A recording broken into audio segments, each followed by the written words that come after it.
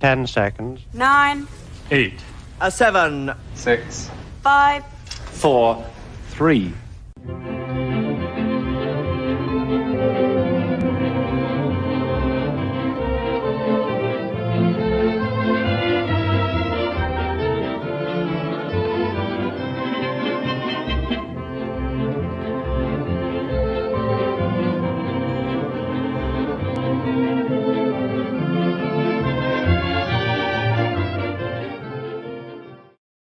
And welcome to From the Archive, a British television live chat. My name is Greg Buck, and thank you very much for joining me tonight. I'm very excited with our show today because obviously I'm a big fan of BBC television, the output and everything, but I think something that has really been entranced in me, I think a lot of you too, is where the television's made. And one of the greatest contributors to that is BBC Television Centre, which no longer is really anything like it once was, sadly. But the thing is that we can still celebrate it. And we're going to have on tonight someone who I think is the best person to talk about celebrating it, which is Richard Marson. Richard, though, is much more than the director for Tales of Television Centre that aired way back in 2012. I looked up, I thought it was like something like 2015, and it's like, no, it's much further than that. But he also was a former editor for Blue Peter, had worked on the show for years, worked on Top the Pops, worked his way through the BBC, I believe mainly through Television Centre. But now he's also a prolific author and has written a number of books that we're going to be talking about too. I do want to remind everybody, first of all, that if you are here and you can see this, please say hi. Please say, come in. Like Tobias here, he's saying woo. I think that means hi. And please, this is interactive. This is meant for everybody, especially when Richard gets on. This is something for you to have an opportunity to talk to him. We have a number of clips tonight. There was like basically a dump truck full of clips that came to my driveway and just poured out. And this is from Richard and Rory Clark, who put all these together. Absolutely incredible. And we're going to have a fun time tonight. But we also want to make sure that if anyone has any questions or anything about BBC Television Centre or about Totally Tasteless, The Life of John Nathan Turner, or whatever, that you have the opportunity to do so. Before we move on to Richard, though, we're going to let him and you wait a little bit longer. One of the things that I love about British television is the fact that missing television is found all the time, and often in places that you would never expect to see them, which is really interesting. And now I think that something like this has happened before, missing material being found on YouTube, but this one was very interesting, and it was brought to my attention by Spiny Norman on the Kaleidoscope Facebook page. It seemed like it was a brand new post, but in fact, at least what we're going to talk about here has been around for a while. The Benny Hill Show, or at least at that point called Benny Hill, was on the BBC for a number of years in the early 1960s. And a number of the episodes, surprise, surprise, are missing. But we found out just recently that somebody had uploaded a missing episode to YouTube that they got along the way from some other film collection. And so what I like to do, first of all, is I love to share the Radio Times information about these. I think Radio Times is one of my favorite aspects of being a fan of British television, because this is just like the television program itself. It is a wonderful snapshot of that time and the way that the programs that we love were publicized. So the episode that aired on September 10th, 1963 is called The Visitor. And it's basically, this is, if all of you are thinking about Benny Hill as like the Thames television show with running around with women who are very loosely dressed, this is not this. This is more of situation comedy. And you'll see this has Ellen Cuthbertson and also Frank Thornton in the episode too, which was really, really very interesting.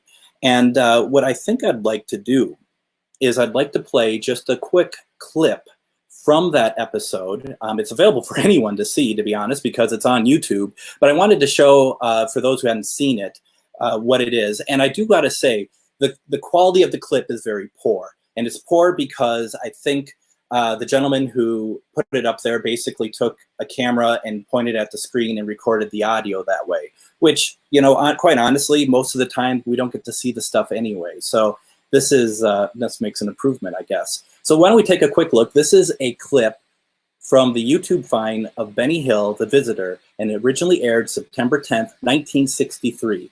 Take a look. Good evening. How you do? That's a very nice set you're wearing. Now you just sit down there. We're saying, right, yeah, that's all I need. Yes, carry on. Sit here.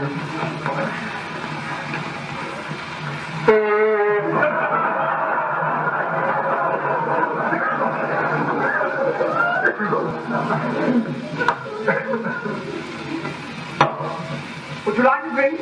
I should have a whiskey and gin. You can have one or the other. Which do you want? I should have a whiskey. Well, shall I have a gin? No, I should take one of them. Very well, now don't disturb us. We're in the middle of the game. All right, you just carry on making my drink. I think so.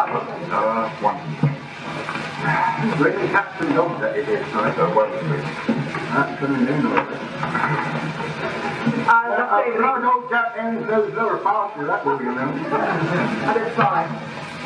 Because he should have put the drain pipes in. Yeah, nothing set the drain pipes there, he did. He never put them in, he stole them all. What, he stole the general accordion? Oh, well.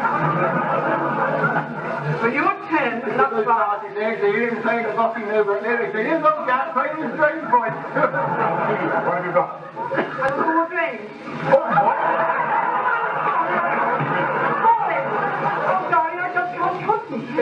Of course, old Red Nose, you've got to fix it tight. Do you mind? We're not interested in your friends in sanitary arrangements.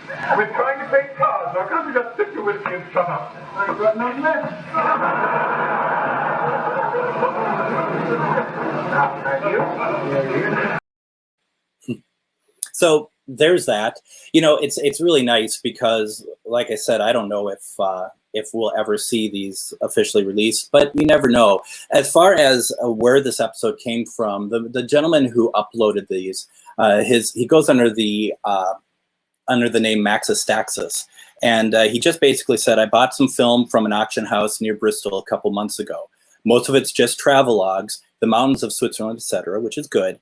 But there were one or two surprises like this. Cue the people calling about Doctor Who, I'm sure.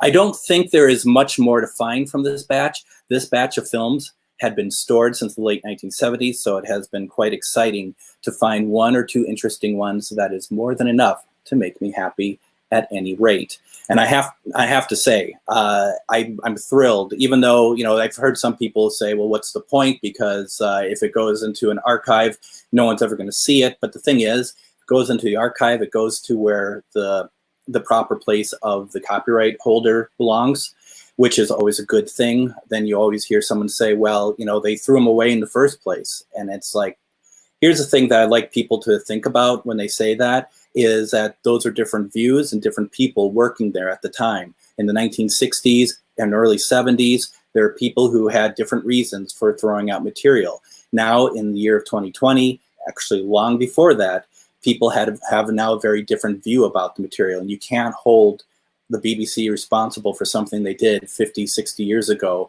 when it's a whole different group of people running that place. So that being said, and not getting too weird into it, I'm just hoping that this is an opportunity for us to get more material back. And if it goes through YouTube first, so be it. I'm fine with that. One word to describe Television Centre. Nucleus. Historic. Opportunity. Brilliant. Ideal. Unique. Magic. Champion. There'd always be friends in there, and there'd always be gossip. Eccentric. Terrific. Excitement. Excitement. Exciting. Extraordinary. It's a hard one to try and think of. Magnificent. Luscious. If I was being romantic, I would say it echoes with the spirits of creative figures who've worked here and other such nonsense. Creative. Dedicated. Wondrous. It's like coming home. It played such a big part of our lives. Youth. Topping. Romance. There's another wire! Drama. Pegboard. Fun. Fun. Warm. Family. Home. Magical. Wonderful. Wonderland. Wonderland. Shangri-La. Those were such happy days. I was so happy. Iconic. Influential. Historic. Television Centre completely changed my life. I met my husband here. We had a daughter. You know, Rose is called Rose after Rosemary Gill, the editor of that first programme, The Swap Shop. It is a building I will really, really miss. It's got such an atmosphere. It is my guess that in a very short time, they'll be making a programme in which Penelope Keith will return to restore this building so that the BBC can return in splendour to where they belong. I would like it to live on through the programmes that it produced, more than the bricks and mortar. Do you know, when we worked here, we used to say, you know, they won't be happy, the administrators, until they've closed down all these studios and this whole complex can just be admin.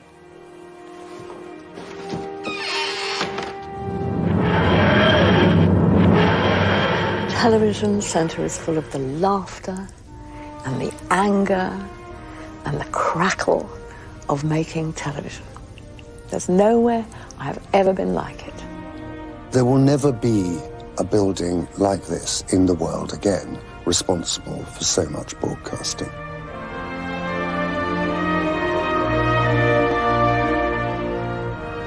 It wasn't just a fun factory, it was just one of the best places in the world to work.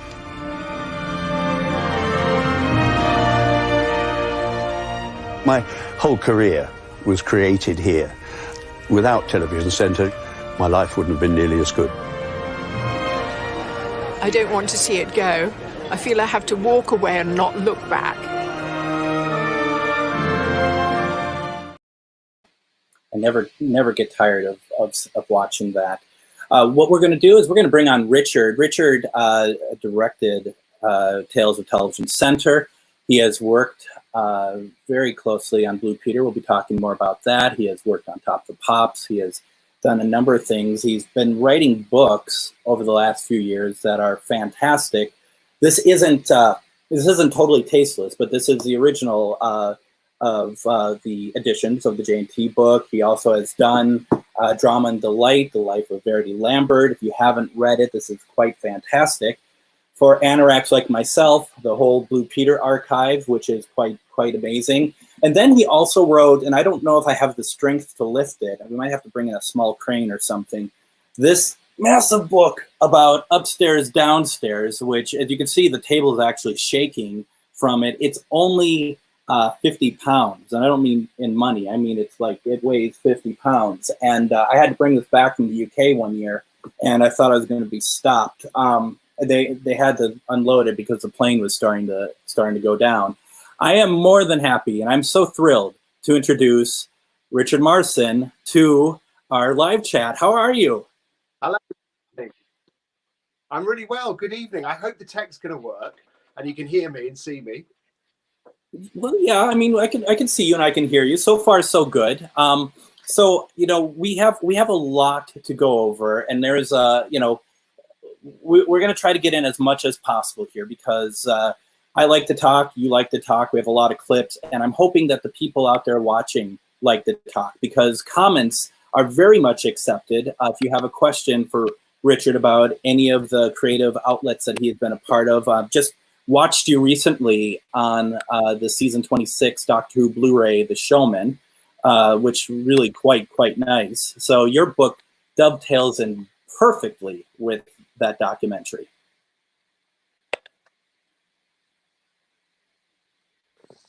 Yeah, you broke up there. I didn't hear what you said. It was only good things. I was saying. So I was just saying about how your book had dovetailed in very nicely with the Showman documentary and the season 26 Blu-ray. It worked out really well that way. I think it was really lovely. It was lovely to be able to be involved in the project, and obviously to build on the research that we did for the book. And some of the people who were on camera for that were very hesitant. It's a very different thing to being interviewed, in a kind of private space for a book where you're going to be able to see how you're being quoted, to go and be filmed and be on camera. And people hate being on camera anyway.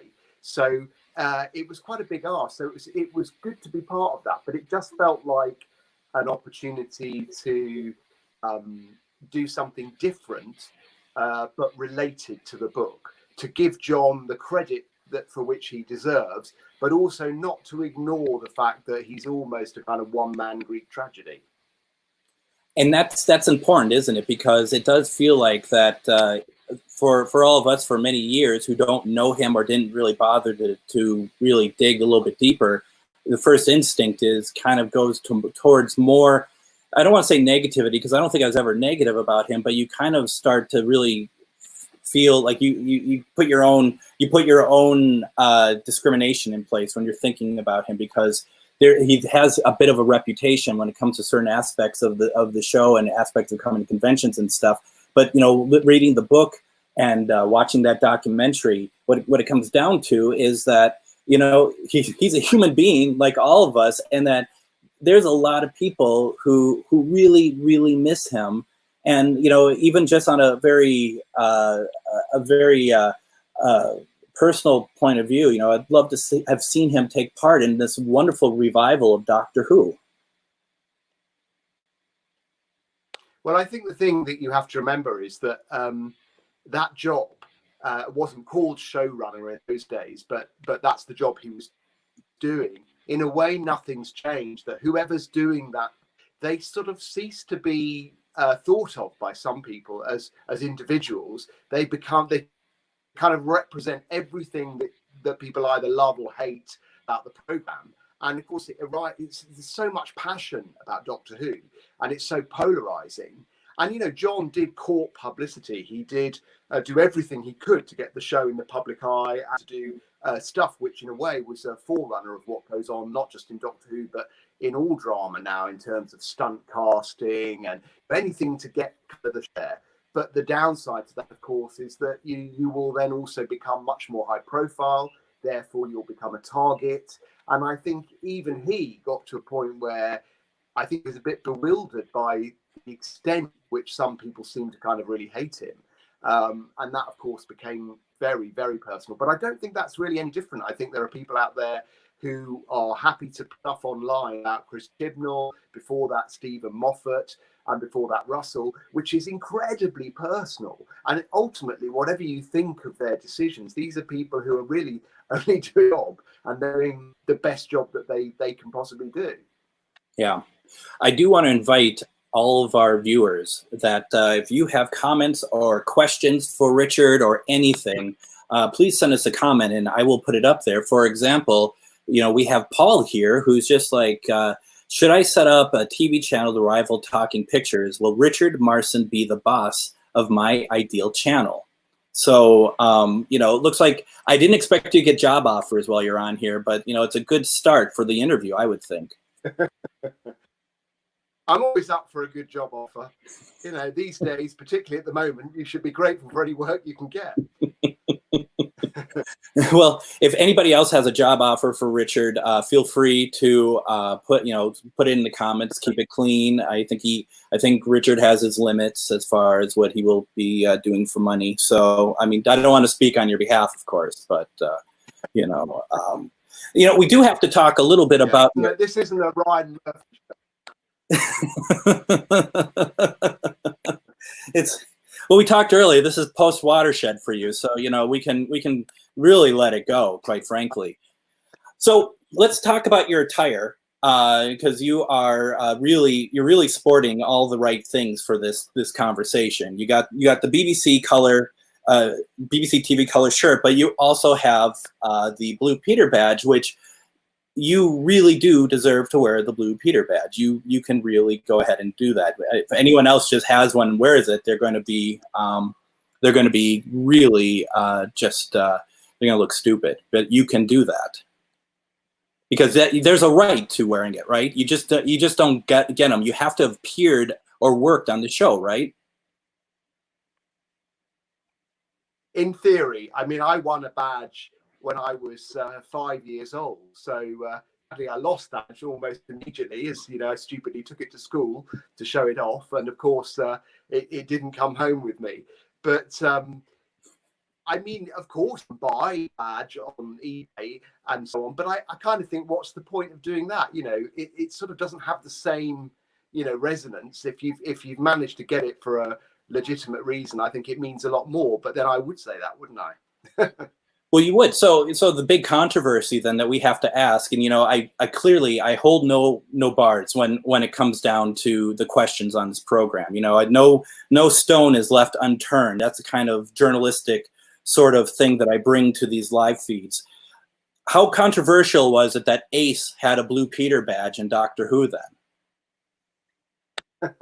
Well, actually, you know, it was a bit of a drama at the time because it was Sophie Aldred's idea to wear both the badges she'd won as a child.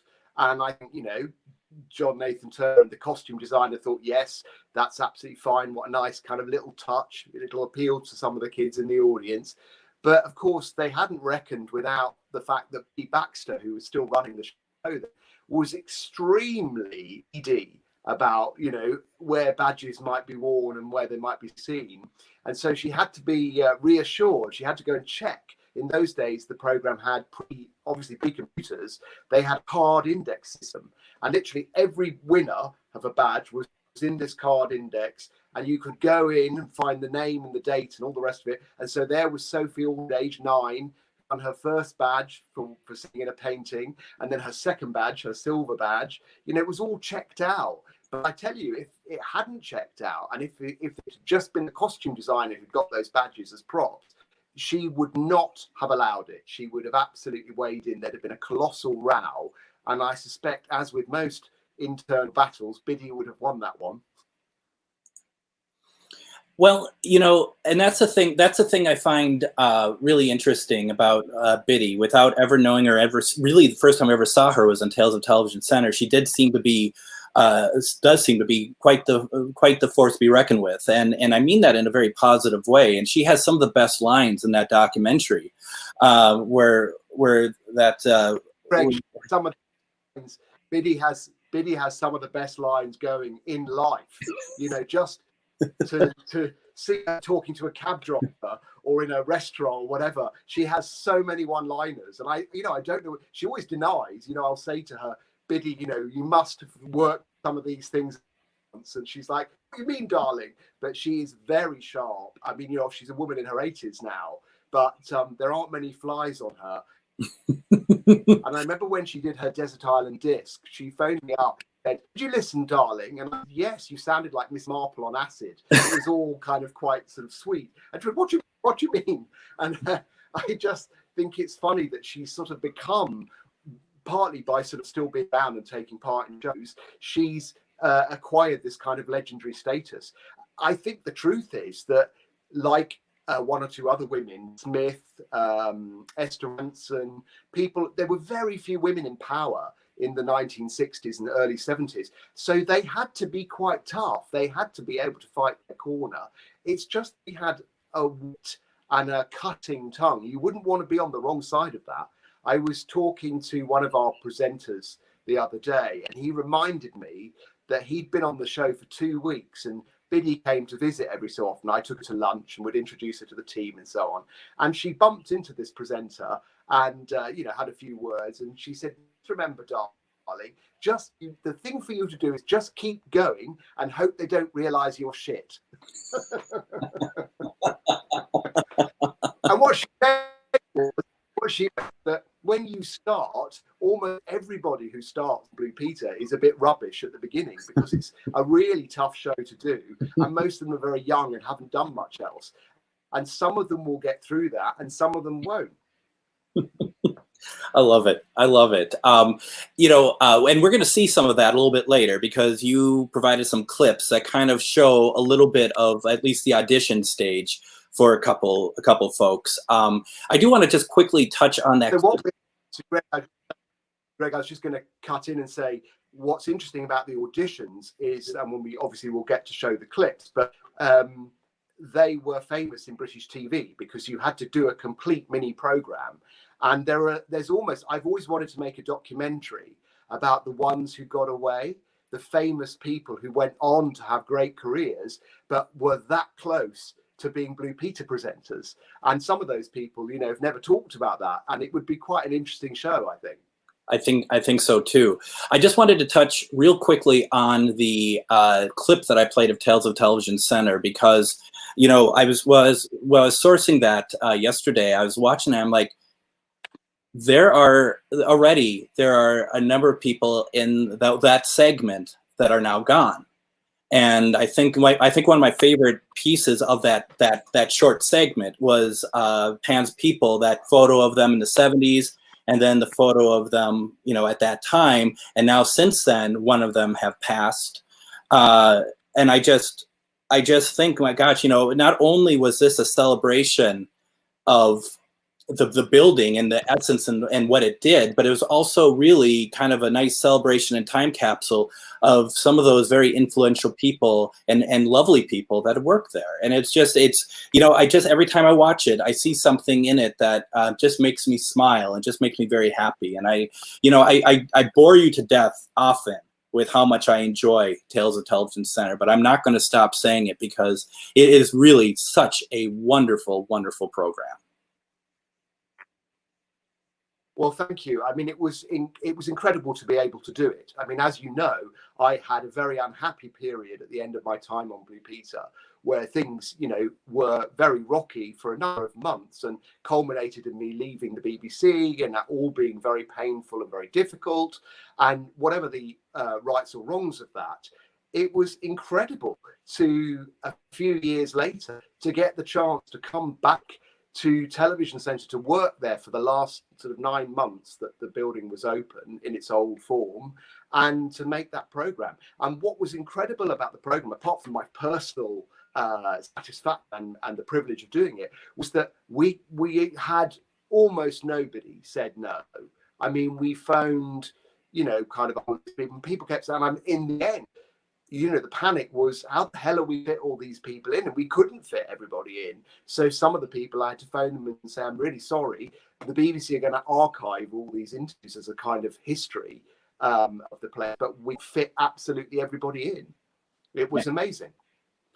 No, that is, I know that it's probably impossible to put this out in home media in any way, shape, or form, at least if you want to include clips and whatnot, but it's a shame that it can't be, or at least I'm assuming it can't be, because it is so well made, and it really does tell a story very nicely. And I promise I won't be up your backside anymore about it. I just really wanted to say that. Should we get to some questions? We're getting some people sending in questions, and I think I'd like to get to some of that and just go there, and then we'll do some clips. How about we do that? So let's start here. I'm just kind of trying to find the right. Let's start here with Tom. Tom asks, are there more producers/programs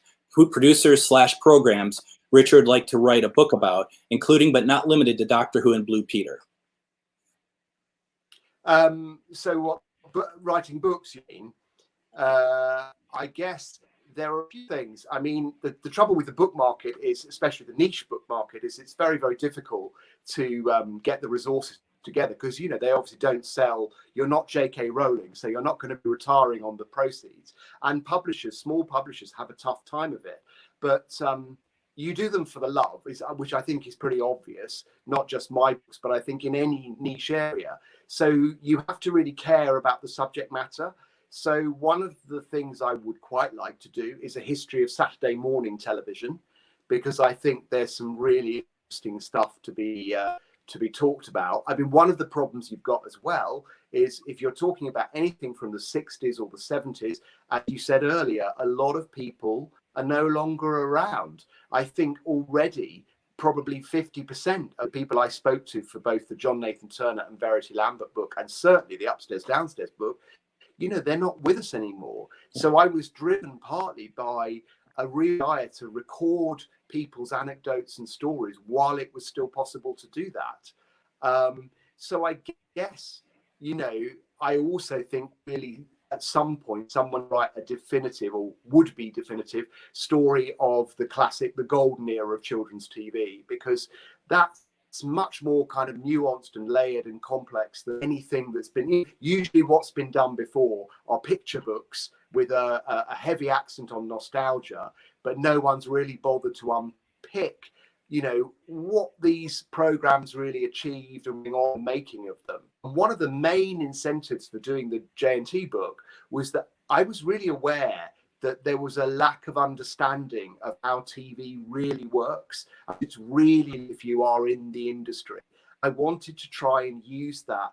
Also because the times were changing throughout John's time, the industry was changing so much. And in a way, he was a casualty of that. So that was another layer of interest, trying to record how it really is when you're in the middle of these shows, which people love, but obviously they don't necessarily know the human drama that goes on, the human drama that propels the show forward one way or the other, sometimes for good, sometimes for bad, is the thing that sometimes is almost more than what ends up on screen, to me anyway. It's interesting that you say that he was a casualty, and I agree. But he was also a pioneer at the same time, because he was doing stuff that other BBC producers weren't doing at the time. But I think it was in an uncomfortable area though too. You know, in the sense of like, was it always about the television series that he was pioneering areas, or the way he was doing publicity? And it just seemed like maybe maybe for some it was too ahead of its time. I don't know. I think one of the problems was that he was still making the show on a 1960s budget, and that was very difficult to do. I mean, because the show wasn't loved within the BBC, there was no one who would stick their neck out of it. He said himself, every year he would go and he would argue for a bit more money, and every year they'd say, we just want more of the same. They weren't really interested in investing in the program. And that's the difference. When Russell brought the show back, it was on the basis that it would only work if the BBC really invested in it financially, in terms of publicity, in terms of talent. And, you know, look at the results. Who's to say that, you know, I mean, a lot of people would argue that John wasn't creatively the strongest producer, but he was a very bright man. And I think if he'd been given the resources, he might have been able to do, you know, I think he did do a lot of great work, but he might have been able to have more impact. The other thing that people always overlook, the kind of revisionist thing, is this idea that somehow the show failed in audiences. It was still getting pretty incredible figures. There was a blip in the middle. We can't deny that the Colin Baker trial season didn't do well, but towards, certainly at the beginning, and certainly throughout Peter Davison and the first Colin Baker season, all had very strong figures. So, you know, some of the mud that was thrown at the show was more opportunistic than based on fact. We're going to move to another question here. It's kind of more, this is more of like speculation on your part, I guess, that Paul has written in. I always thought that Matt Baker would host a Parkinson-style chat show on the BBC or any other channel. Do you see that in his future? Do you think, I mean, because he's done, like, you know, we were just talking about Matt the other day, right? He's done like the, you know, One Show and stuff. I mean, I mentioned to you, every time I see him, I really like watching him, and I can't find myself liking something like Country File. But when he's on it, I'm like, okay, yeah, I do want to see what he has to say. He's just very personable. It's quite interesting with Matt that I think he genuinely loves chatting to people, that whether that's the Prime Minister or whether it's a dustman, you know, he doesn't differentiate. He's not starstruck. He never was. He's not someone who is kind of excited by sitting next to a Hollywood actor. So that's an advantage, because it means in all those years on the One Show, he was never fazed by whoever was put opposite him. He famously asked the Prime Minister, "How do you sleep at night?" And that went all over the papers. But he didn't mean it to be a controversial question. He meant, if you do a job like you're the president or the prime minister of a country, you must have so many things in your head. How do you get to sleep at night? It wasn't meant to be a judgment of the guy's politics. But of course, it was taken that way by the media. I think Matt's really talented. I mean, I guess the problem for him is that he's a doer. Like, he's actually very capable physically. He's an acrobat. He can dance.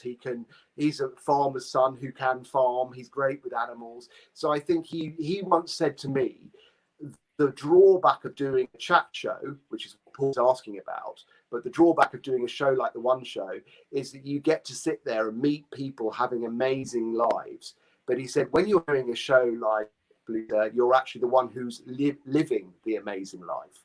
And I thought that was quite a clear distinction. He's a doer. He likes to be out there getting his hands dirty. Why don't we get one more question in, we'll do a couple clips and kind of go back and forth on that. So we have Ben. He had asked the question, what is the most interesting thing you learned while writing the John Nathan Turner book? Hey. The most interesting thing that I learned, obviously, I know we're post Watershed. There were obviously certain things I didn't think were okay to go in the book, particularly things that might not be substantiated. Obviously, a lot of people will tell you something that is either their opinion or it might be something they say to them, but you don't, unless you can corroborate it or prove it or balance it out in some way. So you have to kind of use a lot of discretion there. I guess the most interesting thing for me was the extent to which John became the victim of that job description. He was trying to move on so early on, earlier than I'd thought. I mean, like from about 1981, a year into the job, he was sending ideas up to the management floor. And, people have sneered at some of the ideas and said, that was a bit crap. That was a bit crap. I have, in my career, had periods of time in development, both in drama and in factual and entertainment. And let me tell you, most of his ideas are not as shameful or embarrassing or ridiculous as some of the stuff that comes through. And in a way, that's fine, because the development stage is where you kick any old idea. And some of the biggest successes, some of the shows that have done really well, no sane person would have said, oh yeah, that's a great idea. Let's make a show called Multicolored Swap Shop. Or let's do a show, the one that was on recently, a big hit on ITV, The Masked Singer, which was a format bought in from Europe, I think. But I mean, who thought that's a great idea for a show? But it worked. Don't scare the hair. So I think that's exactly. John trying to move on and working really hard to kind of ideas together. I think maybe that was a surprise to me, because I knew he obviously had wanted to get off it when things went wrong, but really he was trying to propel his career forward much earlier. And if I'm not mistaken, through your book, we learned that one of the ideas he wanted to do was a modern day Sherlock Holmes, which doesn't sound too dissimilar to something that became just a massive hit in the 21st century, Well, again, the other thing is, as Biddy would say, I once involved in a brainstorming session for the future of Blue Peter, and one of our brightest young directors, who's now very, very senior in telly, he started to outline his ideas. And he said, I have this concept. And there was pause. And Biddy just looked and said, anyone can have a concept, darling. What does that actually mean? And I think, the point is, yeah, he had that idea, but it's in the execution. So you need the person above you to say, okay, I'm in by that. Here's a bit of money to go and work on it further. Yeah. And who would you bring in as the writer? Who's the director going to be? Who's the star going to be? The reasons why we now follow a much more American model of lining up key talent for a project, because it's a quicker sell. If you go into the controller of BBC One and say, do you know what? I've got Dawn French. She wants to break out of comedy. She wants to do a serious detective show, but we also want to do a period drama. So we're going to do a period detective show, but it's with villains. You know, she's got to, and it all builds from there. But I think having talent lined up, and of course they didn't do that in those days. You know, if John had tumbled to the idea of attaching a particular actor to a project, he might have got a bit further. Who knows? Why don't we do this? We got more questions coming in, but why don't we just let's do a clip here real fast, and we got a number of them. And so, first one that you sent in, because I know you tried to organize the clips in a way that kind of have a slight bit of a narrative to it, kind of going from one end of like earlier stuff and going into your era of Blue Peter and whatnot. And the first one that we want to show is behind the scenes feature from Blue Peter back, I think in the 70s, with John Noakes taking on kind of a day in the life of a newsreader and kind of everything that goes in with that. And it's a very interesting piece. Do you want to watch it first and then talk about it, or do you want to say anything before we roll it? Yeah, I'll just quickly say that the reason this was interesting is that one of the things Blue Peter did, and I, like many millions of other children, were glued to the programme, was that they quite often went behind the scenes on other shows, and especially shows at TV Centre.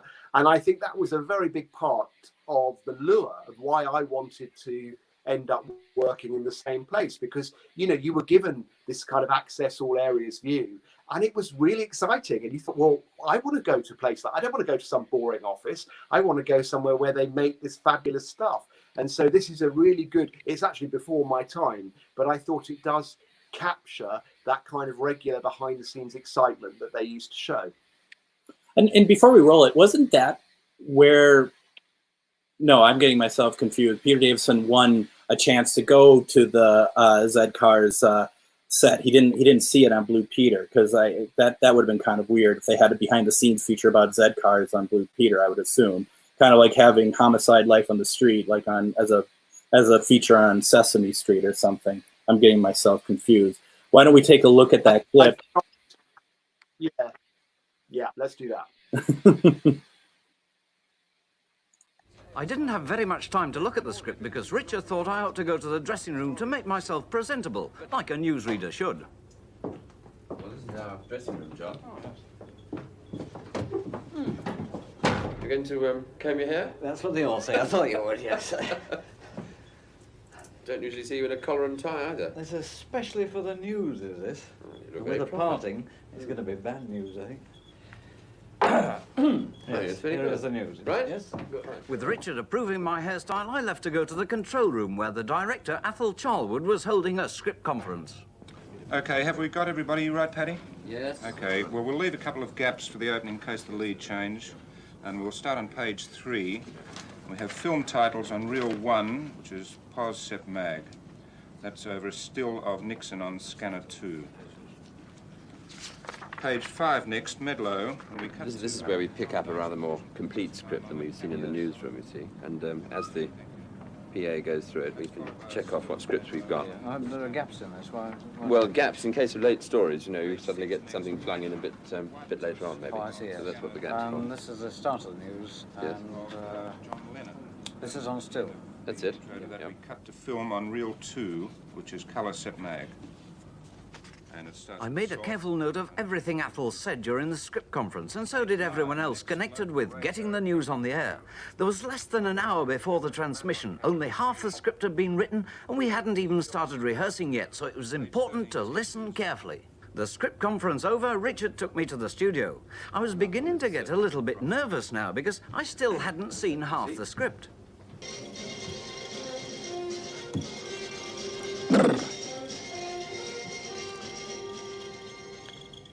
President Nixon has renounced germ warfare and ordered the destruction of all biological weapons stockpiled by the United States. He also said that First of all, I thought the rehearsal was just for me, but scattered throughout the building, there are about 50 members of the new staff, each with a vital part to play.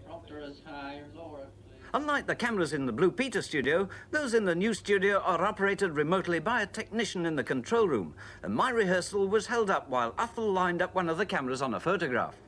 We've got no more film or VT, so... I finally got all the script, but by that time there was only 20 seconds left before transmission. Stand by, tell us any reel 1. Stand by, studio.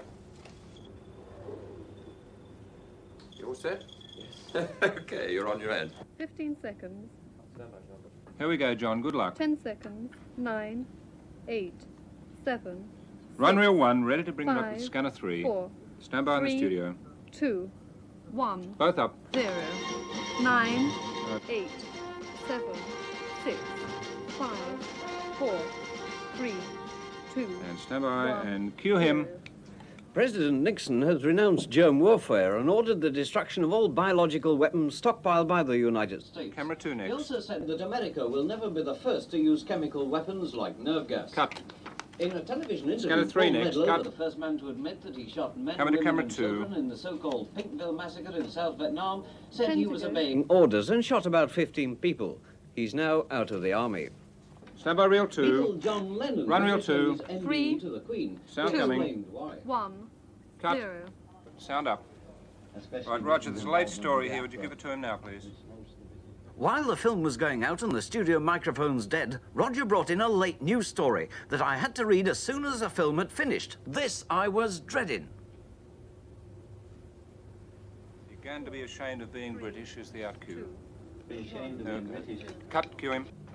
A mystery buyer bid 800,000 francs, which is £60,000 sterling, at an auction today for an old wooden Camera 3, building we have the where map. artists such as Picasso, Matisse, Braque, Modigliani, Utrello, and poets Mac Jacob, and Apollinaire, I'll repeat that one, Apollinaire used to live or gather. A lawyer representing the buyer, whom he refused to name, outbid the city of Paris for the picturesque Bateau Levoir on the top of Montremer Hill, which municipal authorities said You'll they get would through this in a preserve moment. as a national You're on treasure. to page 9 at the end of this. Oh, Super. that's the news for now. Good evening. Fade to black. Wow, thank you very much, everybody. We got through it. Oh, very well done, John. Oh, The trouble is you're too Richard. good. I've lost a job, I reckon. I don't think so. I'm off back to Blue Peter. Richard, thanks very much. The new seat's all Well, yours. That's a really interesting clip there, and I have to ask. I don't know how much of the background you know about it, but did John actually deliver a newscast live, or was that all just for the sake of the feature? Because it seemed like that, and we kind of had to edit it down a little bit, but it seems like everything that could go wrong on that did actually go wrong on it. So I was just kind of curious about what kind of background was to that clip. No, he didn't actually present an edition of the news. That was a kind of rehearsal setup. So John was always one to look for the humour in everything. Knew, I mean, a lot of the time when he was tripping up or stumbling over his words, or that was fairly deliberate. In the very early stages when he first started, he was pretty disastrous. He technically a terrible presenter, but he was so natural and so human that the audiences really loved him. And I think you can see that kind of charm, even in that piece where he's trying to be kind of quite a formal BBC News type. You know, his charm comes through, and I just think it's lovely to see him in action. It is lovely, and that is certainly from an outsider. And I say that as, you know, being from the US, I've seen a handful of Blue Peter episodes. That's one thing that Blue Peter always really did excel at, was be able to show people, let alone if it's television or whatever, how does things work, you know, but it never talks down to the audience. It's never like baby steps. It's all, all really incredible. I think you've got another moment lined up with Leslie Judd, who was my favourite presenter, and she got the chance. She'd been a dancer before she joined the show.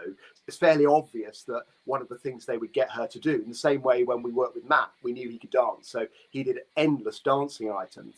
But with Leslie, it was a really nice kind of join-up, because they got her to join Pan's People, who were obviously the in-house dance group on Top of the Pops. But actually in the 60s, before Pan's People were on Top of the Pops, she'd worked with, and she'd had a kind of small. So it was a very, very small world TV centre in those days. People were all linked in different ways.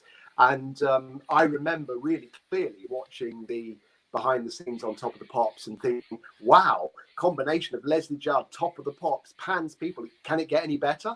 So it would be good to see that one as well. Well, why don't we take a look at that right now? And this is Leslie Judd dancing with Pans people for Top of the Pops. Top of the Pops is done in Studio 3 at the Television Centre. And at 12 o'clock the next day, we were all there, ready for camera rehearsal. Lighting is very important on Top of the Pops, and Peter Smee, the supervisor, was setting up his special lighting effects. 61. Take up the bar then, Annie. Take up 65. As soon as the last lights were accurately positioned, we started rehearsal. The other girls had already got their costumes for the show. Mine was still being made, so I was the odd one out. Robin Nash is the Top of the Pops producer. Lovely piece of music. He was going to tell the cameraman which shots to take, and so that they could get an idea of what the dance looked like, we had to do it bit by bit.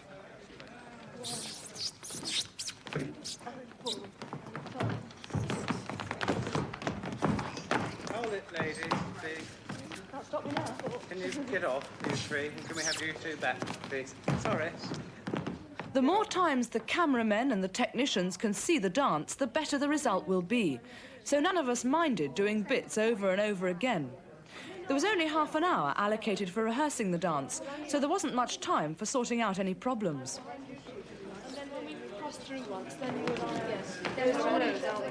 Our final rehearsal was seen by only a few dozen people in the control rooms and on the studio floor. But when the dance went out on the air, around 12 million people would be watching.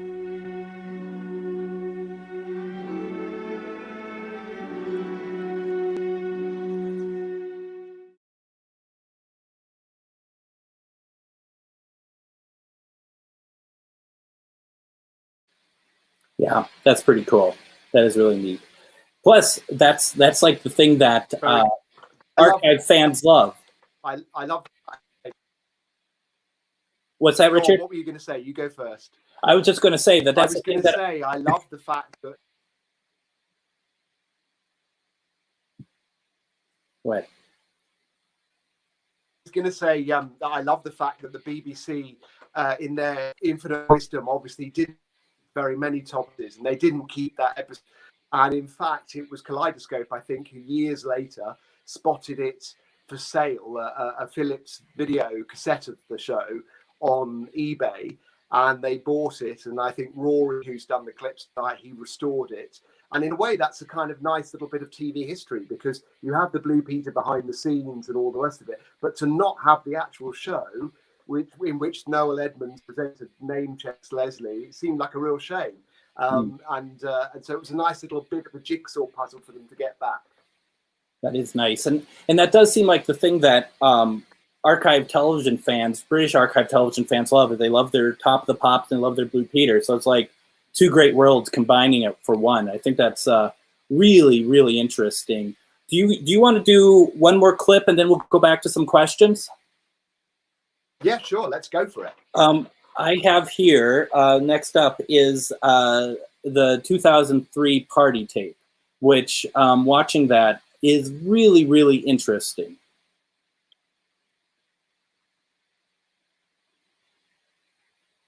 Yeah, sorry, I didn't hear the last bit of that, Greg. No, and that's quite all right. For folks who are, watching us, remember we're 2 continents apart, so it's going to happen. I'm just going to say, Richard, that if you would like to talk a little bit about the 2003 party tape, because it's an interesting name, but it's actually much cooler than it sounds. Yeah, so what we used to do at the end of every season on Peter, and in fact lots of BBC programmes did this, was we would cut together what we called an end of series party tape that would be shown at our big day out. We'd usually for a whole day somewhere in the countryside. Lots of pims would be drunk, people would swim, people would chat. It was a really kind of lovely pat on the back to a production team who'd worked really hard for 10 months of the year. And so we would, with the we would always show this tape, and it was usually full of outtakes and stuff that you couldn't possibly screen on BBC One.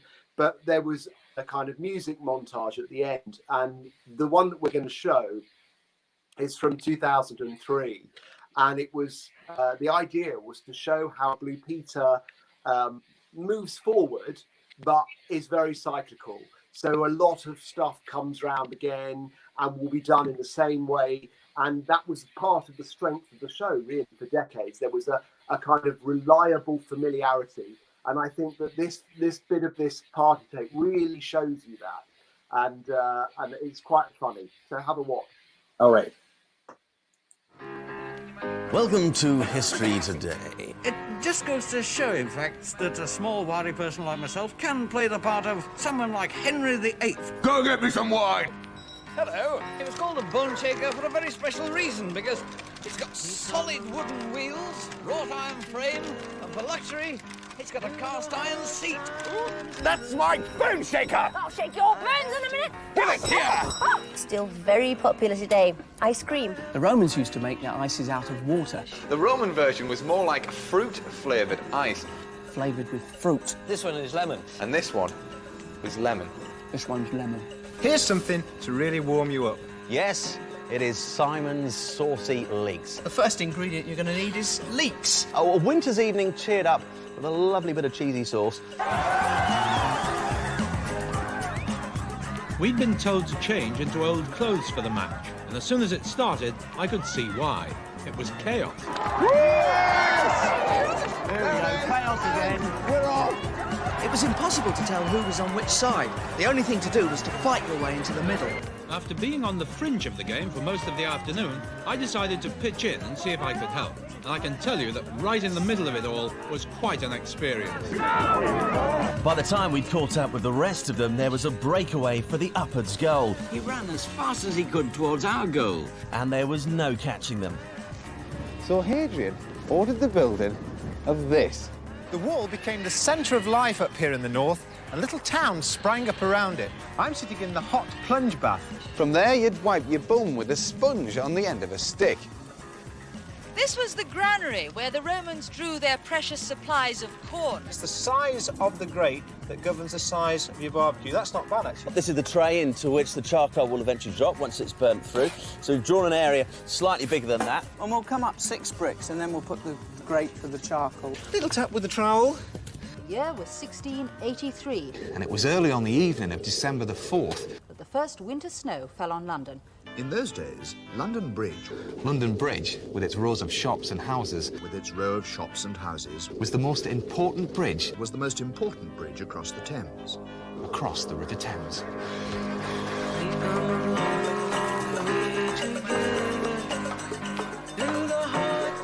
Started doing it for fun in lessons, and it just grown from there.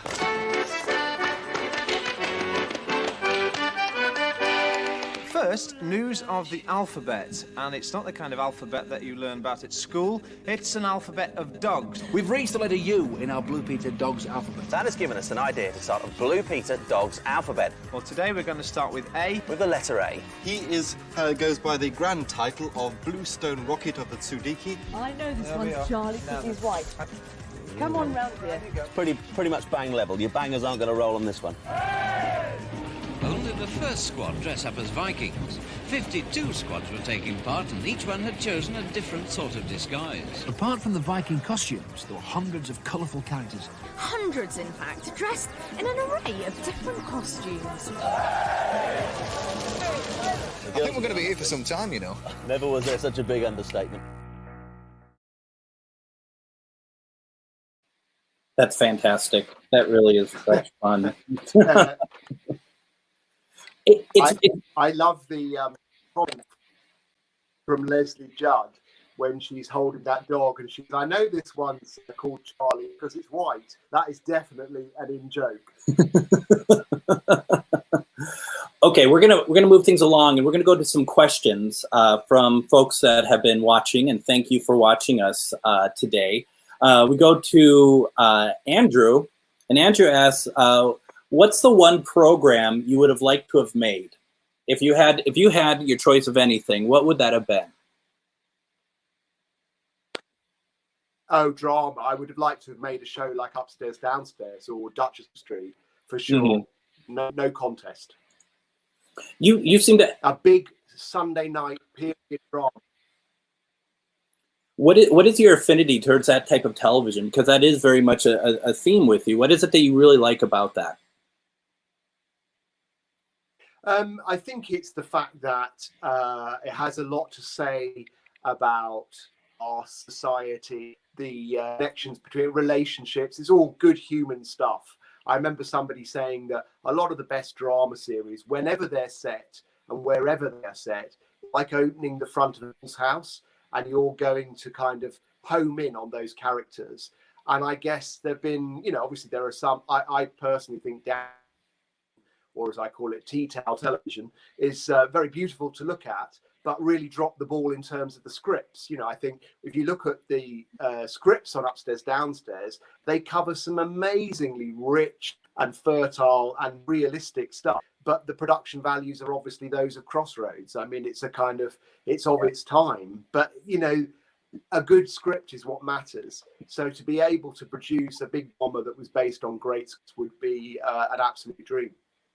I have to say, because I love Upstairs, Downstairs, it wasn't until years later that I came across Duchess of Duke Street. And I have to say that it is probably one of my favorite series of all time. I did not understand what I was going to get myself into with it. And it's, a relatively short series. I think it lasted 2 series total, about 20 episodes or something. But it feels like it's gone on for like 7 series, and in a good way too, because you go on such a journey with these characters. It's phenomenal. I've never really experienced anything like it.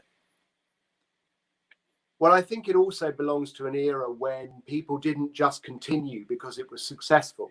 I mean, that show was getting over 20 million viewers.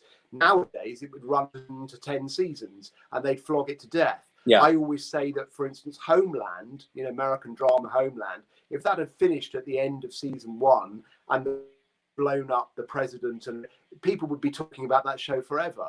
But because it was successful and we're in the world we're in now, they flogged it to death for season after season. And John Hawksworth, who was the producer of both Upstairs, Downstairs and Duchess of Duke Street, he absolutely wouldn't do it. They tried to get him to and he went, no, we'll tell the story as long as we think the story sustains, and then we're done.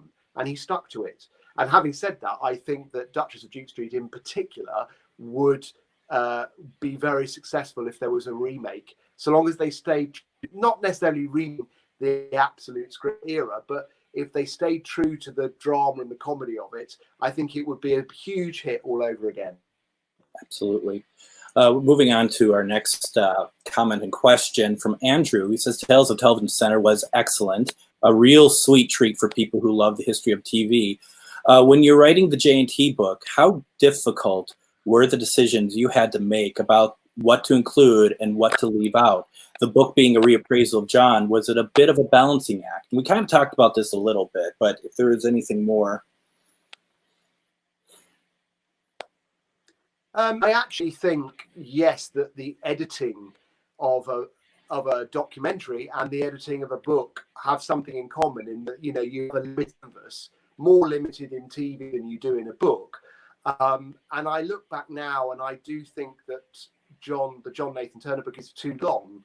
I would actually cut it. If I don't really believe in meddling too much with what's, it's been done and it exists as what it is. But, I think sometimes, particularly in the interest of balance, I was so aware that people would be very beady about this book that I wanted always to try to be as balanced. So if I had someone saying they hated Gary Downey, I would try and find someone who said that they loved him or liked him, and try not to make a call myself. Whereas actually, I think I should have been a bit more discriminatory and cut things and made things tighter and sharper. I sometimes don't think more is more. Sometimes more is less. So I think that, I learned lessons, and hopefully when I did Verity, I was more ruthless with the cutting.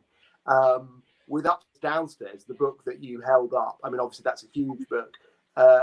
That was slightly different because the intention was to try to cover the production of a TV as comprehensively as you possibly could. So literally down to kind of almost every possible detail of what a big successful show like that entailed. So that was always going to be a big workout. Nice. Not so much a question, but Tom just wanted to let you know that please consider an advance order for each of those hypothetical books you talked about placed by him. You know, I think right now the folks at Milk are like kind of like licking their lips. If you write any more, you got a sale already. So, you know, that's good. One other question, and we can go back to some clips. Who was the most delightful and professional guest to have visited Blue Peter? I mean, that's kind of a tough one because you don't want to point out individuals, but I mean, I'm sure there's a number of people that you just thought, wow, this was really nice to have on the show. Yeah, I guess what the best guess. I mean, I can tell you off the top of my head, Ewan McGregor he came on more than once. He loves the show. He grew up with the show. The great thing about Blue Peter was that so many famous people had, you know, loved it as a kid and wanted a badge and wanted to come on, and especially if they're kids of their own. Similar thing to Doctor Who. That's why famous actors wanted to do Doctor Who, especially if they had kids. But he was really charming and he really got the show.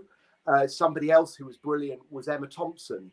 She came in to promote Nanny McPhee. Mm-hmm. And the presenter had a really bad day. Having to record that interview with Emma Thompson and the kids who were in the cast in a very tight window because they were going to the premiere of the film in the end. And the presenter we didn't have water cue that day, and she just kept getting it wrong. And Emma Thompson was so supportive and lovely. To one side and said, everybody has days like these, you know, whatever we can do to help. She was so fantastic. And I guess the other person that stands out is the Queen. The Queen came to the Blue Peter studio, and I thought it was very funny the effect that royalty has on people. That I worked alongside people who were ardent Republicans, and so of course I was responsible for putting together the list of who would meet the Queen.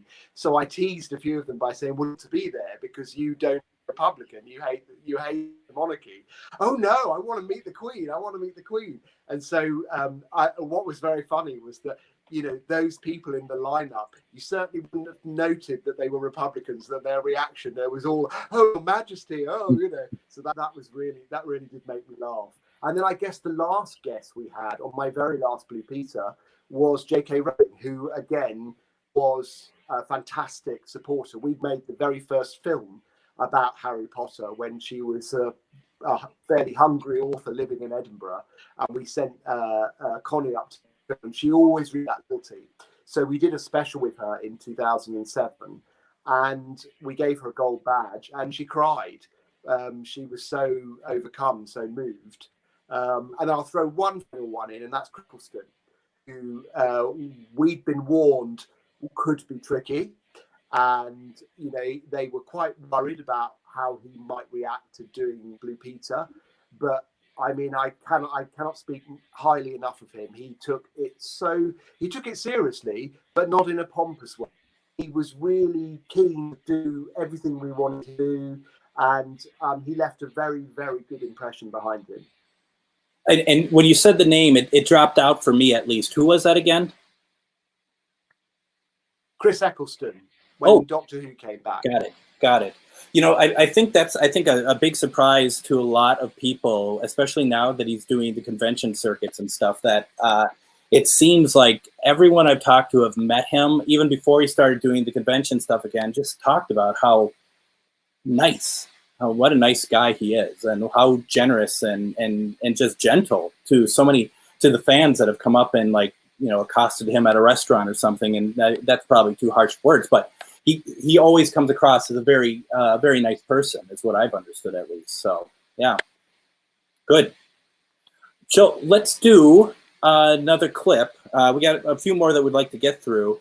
We're going to move on to, I mean, this last one that we showed, as well as this one, is now entering into your era of Blue Peter. And we have the first day for Zoe, which is a really interesting piece. I did have to cut it down a little bit because it was a little long for us, but I think that we kept the real wonderful pieces of it. I mean, it's all good, but this really gets the point across. but I have to say, I mean, first of all, it's the first day the new presenter, Zoe, is on Blue Peter.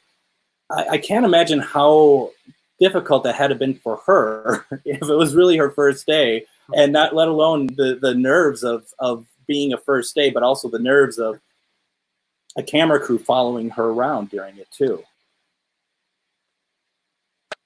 Well, I always think that, you know, you've got to have guts if you're going to do Blue Peter.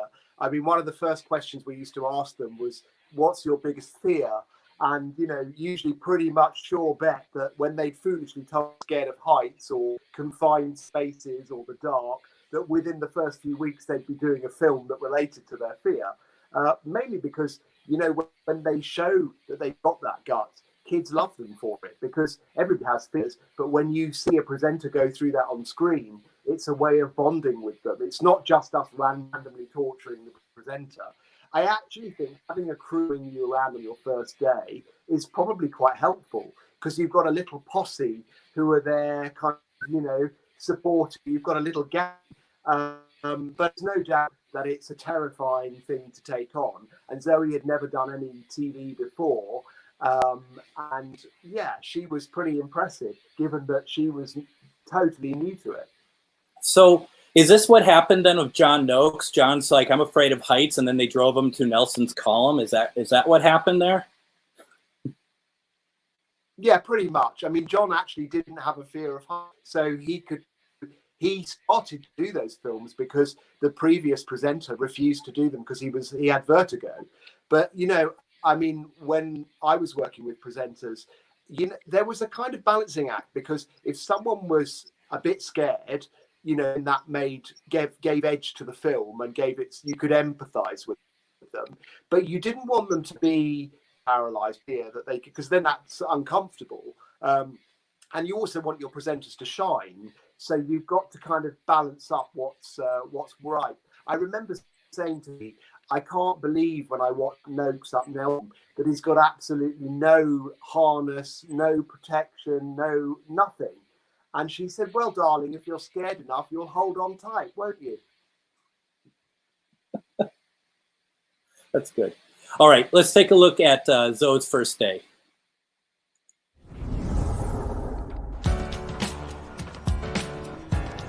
"8 o'clock Wednesday morning. What would my first day have in store?" BBC Television Centre is the home of Blue Peter. There are 9 studios here producing a huge number of television programmes. Hi, I'm from Blue Peter. Do you have a dressing room key for me? Yeah, You're in dressing room 9 today. Thank you very much.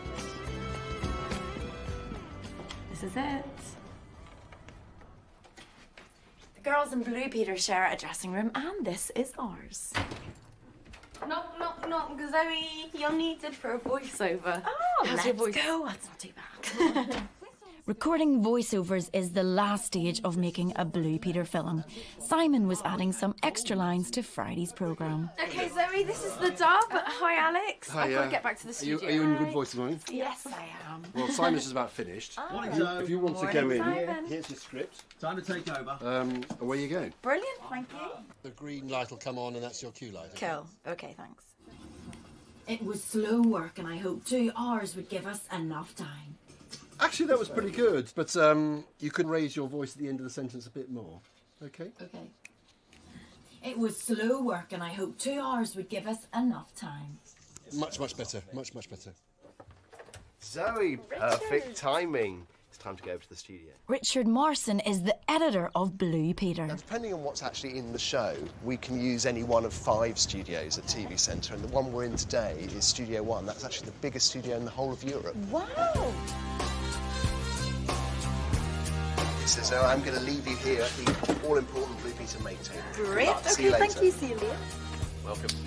It was time to start rehearsals. Guys! Carmela, the floor manager, showed us our positions, and Bridget, the director, ran through the script. And it's a fantastic... Once again, you've done it. Yeah, for this. This means we can now help reunite children in Angola. It's only first one through, so we'll get there in the end. I'm sure I will. To Zoe, who said she was so up to you. You can't see them at home, but as we look down the camera into your homes, we have the words there. but camera 3 today doesn't have the words on. In some shows we don't have any words at all, so you have to remember the entire script. It was time for run-through, which is the only time the whole programme is rehearsed in order. It's a crucial process as Blue Peter is live and timings must be spot on or something will have to be cut. Going for run-through in 10. From Reynolds from Cheshire, who emailed to say how upset she was to help the survivors who have lost everything. Whatever it is, if you don't want them, then we do. At this stage, any changes are the job of Blue Peter's editor, Richard. He watches the run-through and makes notes. To tell us how shocked she was. Zoe, that's nicely done. Here's one Simon and I made earlier. Yes, indeed we did. With half an hour left to the live programme, Richard gives the production team his cuts and changes before heading down to makeup to give the presenters their notes. Okay, so the good news is, very strong programme. The bad news is, we're about 2.5 minutes over. Oh, that's got it. So a few cuts. Lose, please keep your letters. We really enjoy looking at them. Lose that because obviously you do. Zoe. Haha, the first note for Zoe. Okay, the main point here is to slow it right down, but enjoy it. Shot 6, all your words on that. It's quite a big read. It is a big But read. you don't frown, because even though it's serious, it's happy news, it's good news. There are 2 cuts in the cook. You'll have a tea towel handy, so if there is any spillage, you can just quickly wipe it away. 15 minutes. Thank you very much. Thank you. Okay. I've got one more thing to do. So I'll still trail. One last touch to wish you good luck. This. This is from everybody on Blue Peter. Oh, that is to wish so you very nice. good luck for your first live show. 3, 2, 1, 0. On air.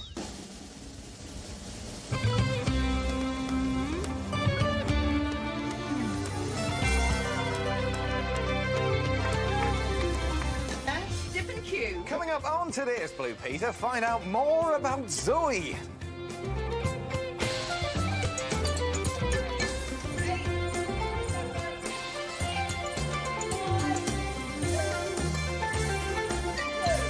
And cue Zoe. You know what I like about that clip too, Richard, is that it's called Zoe's First Day, but in fact it's like the making of Blue Peter also. You know, it's like it's doing multiple things at the same time, and it's once again it's what Blue Peter has always done brilliantly. So I've seen this now a number of times, and I do really enjoy that clip. Yeah, it's fun. I mean, it brings it all back. I mean, Beatrice, the playground of TC1, you know, the biggest studio at Television Centre, and you know those crew. Carmela, the floor manager there, she was my first floor manager, and I was a floor assistant on Top of the Pops. So I'd met her in my first week at the BBC, and you know, even though you move, and there was just this sense of community and family, and that the people you worked with in the crews were also doing all the other shows. So you got all the news and gossip and fun and friendship. It was an incredible time. No, I can imagine. I can imagine. So I want to move along to some clips that are pretty rare, and they're audition clips. And I'll let you set them up. We'll do one at a time. The first one is Kevin, and could you set these up for us, Richard, please? Yeah, sure. So as I said earlier, Blue Peter always got potential presenters to do a complete mini program. And back in the 70s, they were recorded on black and white film for playback later on, because obviously it was pre-VHS. As the 80s came along, they tended to be put on VHS. And by the time I was there, we were recording them on digital formats. So there was a great archive, a great library of all these old auditions that were kept in the Blue Peter film vault. And of course, being fan of the program as well as working on it, I very quickly thought I need to have a look at these and log them and see what's there. And of course, it was really fascinating to discover among the people who say, you know, where did they come from? There were a lot of people who had become very familiar faces doing other jobs. So the two I thought would be interesting to the first, Kevin Whately, who became a very famous actor, obviously in Inspector Morse, and then in the spin-off, and in other shows, Alvida's Own Pet, and so on, and would have been an interesting choice, rugged, sort of guy. I think you can see him doing the job. Would have been a completely different life for him. Most of the presenters in those days were actors, so they tended to be chosen from that. But the other audition we're going to show a bit of is Sally James, who in the mid-70s was already doing children's programmes for London Weekend Television, was just about who Tiz was. I mean, for a lot of boys, particularly teenage boys, a kind of icon of their youth. But, here you see her in hot pants. And I should say that normally the auditions were done in the Blue Peter studio, but for some reason, Sally James's audition, along with the girls who at the time, the Press School studio, probably because it was available and free. But that's just another quirky aspect of seeing that. But have a look and see what you think. All right. 5, 4, 3.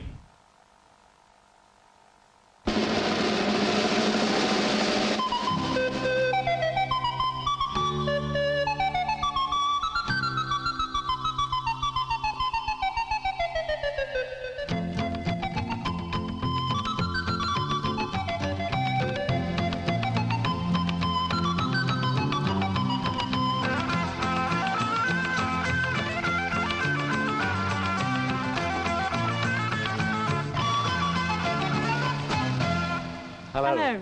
And that was one of the rush hour scenes at the heart of one of the world's busiest centres. You can see how the people of Tokyo have to live with their transport problems a little later on. But there's one area in which they lead the world. That's in automation. The age of the robot is well and truly with us. In the car industry, in gadgets around the home, and now in the toy industry. This is Fred, an inflatable robot, and he's the latest gimmick to arrive from Japan. Once he's switched on, Fred will move forward in a straight line until I touch this button here, when he'll turn round and reverse. There are no wires attached to Fred, because he's radio controlled. A message is sent from this aerial here to a simple and battery operated receiver in Fred's base. So with a bit of practice, you can maneuver him wherever you want him to go. He carries on in a straight line until I hit the reverse button, then you go backwards and to the right. It's very simple to operate, very good fun. Okay, for all those who've been collecting kitchen foil and newspapers and washing up bottles and air freshener containers, I'm going to show you how to convert those into this magnificent space scenery that we have over here. It's ideal for models that you make from this sort of brick, or you can use your imagination to make wonderful craggy mountains like this one here, or moon boulders there. We've got a rocket on its launching pad. There's an antennae here like the one at Jodrell Bank, and a space module hut here for the spacemen to keep their moon dust in and moon rocks and so on.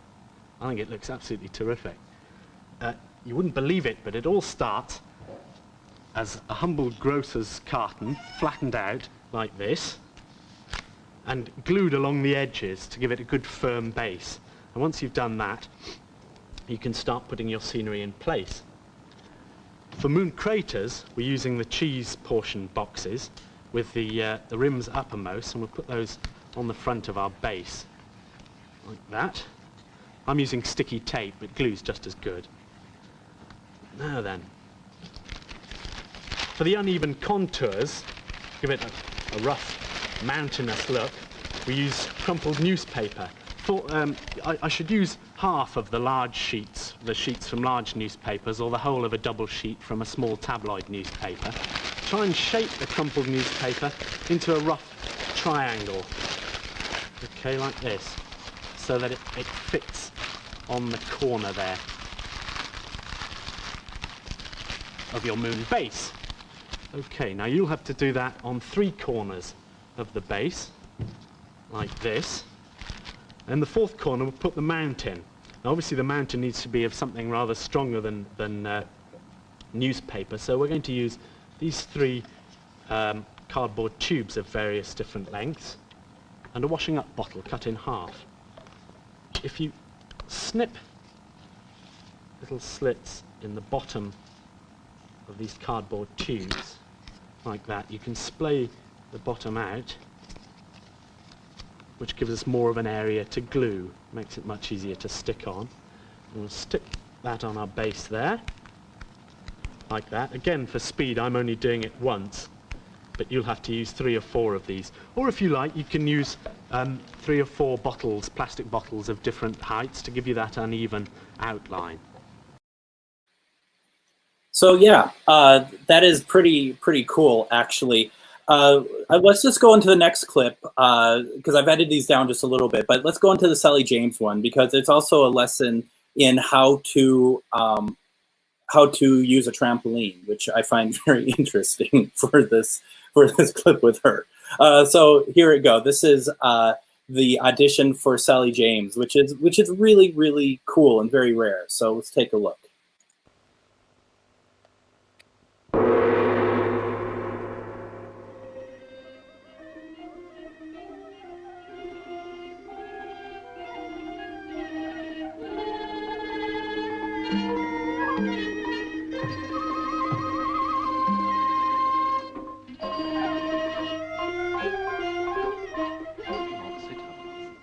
Hello.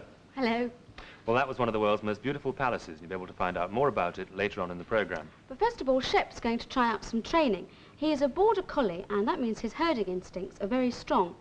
He's also very quick to learn and intelligent, but although he's very much at home in a television studio, sometimes he finds it a bit difficult to concentrate.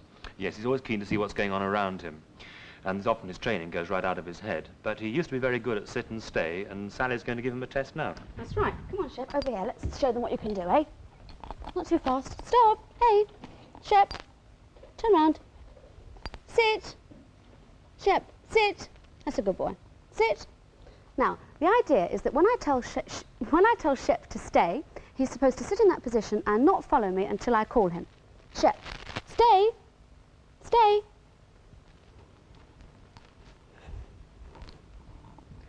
Right, I'm going to call him now. Shep, come. Come on, boy. Good boy. Wasn't he good? Well done. Well done. You are good today. Well done. Right, you sit there. But now, over on the other side of the studio, I've been making something that you might like to have a go at as well. It's an idea for Christmas cards. And you can see from this one just how attractive the finished product can be. And they're also much, much cheaper than they cost in the shops. Now, if you'd like to make some, I'll show you what you have to do. First of all, you get your card. You can have any colour you like. Then you need a pen, and I'm going to do one similar to this, a Christmas tree, but you could really do whatever you want. I find it easier to draw the Christmas tree from the top first, but that's purely a matter of taste. Here we go with our Christmas tree. Here we are, there's the stalk, and put it in a pot like that. Now when you've done that, I'll turn that round so that you can see it. Put the pen down, and you need a paintbrush and some glue. And put some on the paintbrush, not too much, or you might find yourself getting in a bit of a mess.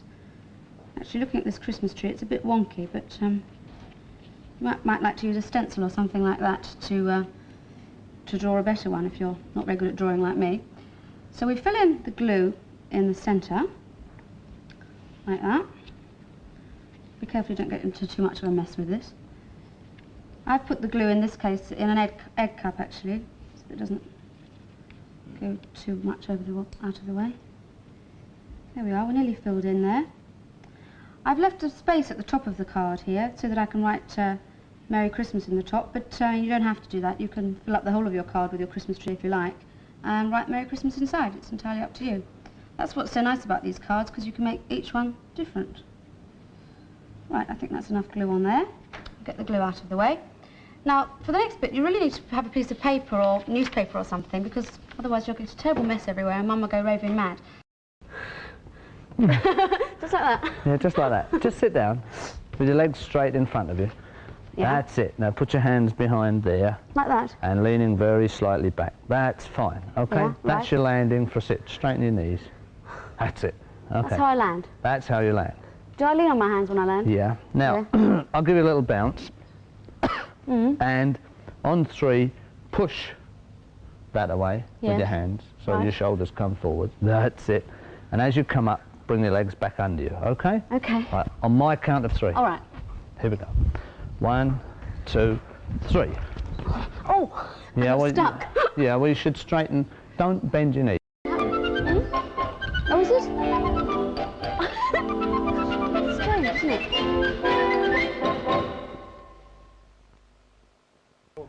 Hello, how are you? All right? He was good that time, wasn't he? Right, back to the centre. Right, and then turning from this camera and say that do the farewells to camera 4 now. Will you do, What, just goodbye? Just goodbye. Goodbye then, I'll see you on Monday. And I'll be showing you the smallest horse in the world, and also the band of the Grenadier Guards will be in the studio, marching and counter-marching. Bye! It really just goes to show what these presenters, even, you know, just doing the auditions, what they have to go through, you know, let alone trying to figure out how to make something while 12 million people are watching them. I mean, I just can't imagine the actual stress that it takes. I mean, it looks easy enough. Remember, Greg, what you have to do if you're making as well on TV is you have to do it back to front. If you're making something for yourself at home, you don't have to do it favouring a camera. I just have to say about Sally James there, that I think she would have been a very strong Blue Peter presenter. She'd have been really good. But the bad luck for her was that she was auditioned in 1975, because at that point they were thinking about ending Leslie Dudd's contract. They were thinking about getting rid of Leslie. And luckily for Leslie and for they resolved that, and Leslie stayed with the show till 1979. But they were doing auditions because they needed to have someone lined up if she went. But when that drama died down and they didn't Leslie's contract, the end of the opportunity for Sally James. But, you know, in a way that was quite sad. It is, because, you know, I was thinking about that when I was watching it this time too. Like, you know, Kevin, he's very, I mean, it's very new for him, obviously, and he struggles a bit in it. But apart from a couple things, Sally is very much a natural, and you could just see her fitting in very nicely with the show. Yeah, you know, sometimes the people who do best auditions aren't necessarily the best choice. So Matt Baker's audition was pretty shambolic. Certainly the best of the auditions we did. There were a couple other guys. It was the same when we auditioned for Simon Thomas. I mean, there was a guy called Jake Humphrey who auditioned, who's now working on BT Sport and very, very highly paid sports presenter. But he was just a bit too slick for what we were, you know, you're really looking for people who are natural and who are real people. And I think Sally James had the great combination of both, that she was very natural, but all technically very good. No, very good. So hopefully, folks, you're enjoying this. Thank you, Richard, for bringing in such wonderful clips. And there's a few more that we want to share. There's going to be a couple of outtakes that we want to show. Can you set those up for us, Richard? Yeah, again, these come from our end of series tapes. And they're partly, a lot of them feature Matt Baker. And that's because Matt, you know, wasn't someone who loved the script hugely, and he often used to get tongue-tied, and we used to all laugh. I mean, he was so brilliant. We weren't worried about it, and viewers don't mind if you recover quickly. But as you will see, the other old moral of the story is don't work with animals, and you will see why that's difficult in one of these clips. And that was a film that actually I directed. So. Yeah, just watch and enjoy. Baker's Blunders. Okay, Baker, over here. I'm here. I thought I'd just need a bit of thank you. Okay, as you can see, no, sorry. The way in which we teach you to iron all of your kit is. Sorry. Oh, balls. Okay, the reason we teach you how to iron all this kit is purely so that you can spend most of your evenings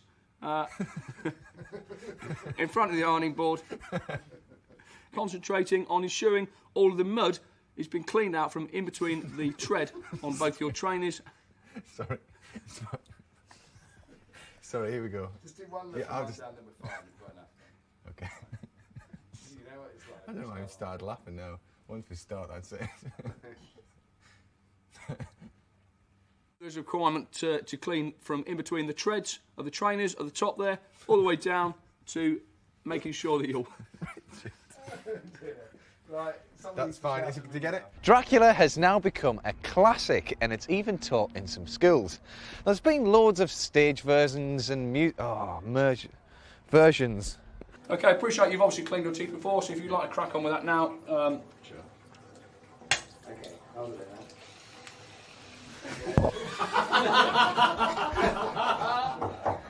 If you'd like to crack on with that demonstration, and we'll see how you go. Here we go. Here we go. Okay, here we go. Stand by, concentration. Yeah. And action. Okay. We'll get the giggles out. Here we go. Matt just lean slightly back. There? There we go, yeah. Think if I get away with it. Okay. Yeah. Still running. And action. Keep running, just go in your own time. Right.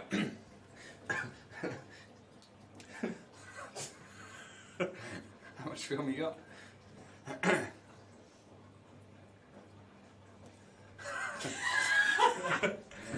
Right. That's enough. I need to sort this out. Although it's clear today, Whitby is often shrouded in mist, and Bram Stoker found this the perfect eerie seaside setting for his story. I can't say it. Apparently, these fork junctions are bound to prevent you from and Bram Stoker found this the perfect eerie seaside setting for his... Oh, it's a tongue twister, that. In 1903, he was part of a parade that was inspected by the King's wife, Queen Alexandra. All the men who had served in South Africa. What? In 1903... All right, this is the one. In 1903... What's Adrian laughing at? Right, ready? In 1903... In 1903...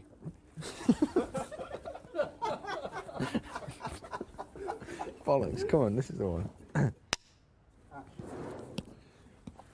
In 1903, he was part of a parade that was... He's trying to... Well, got any more apple? Yeah. No. This is the one, ready?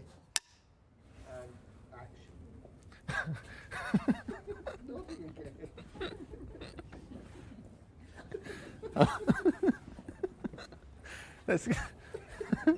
Have got any apple?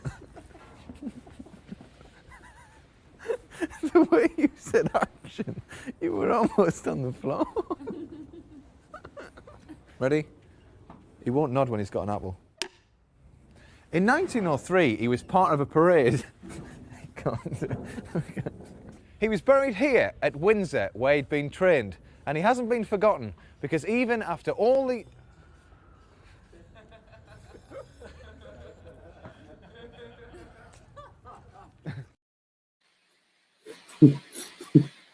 The way that horse was framed, it would have been a bigger disappointment if he didn't take a dump at that moment.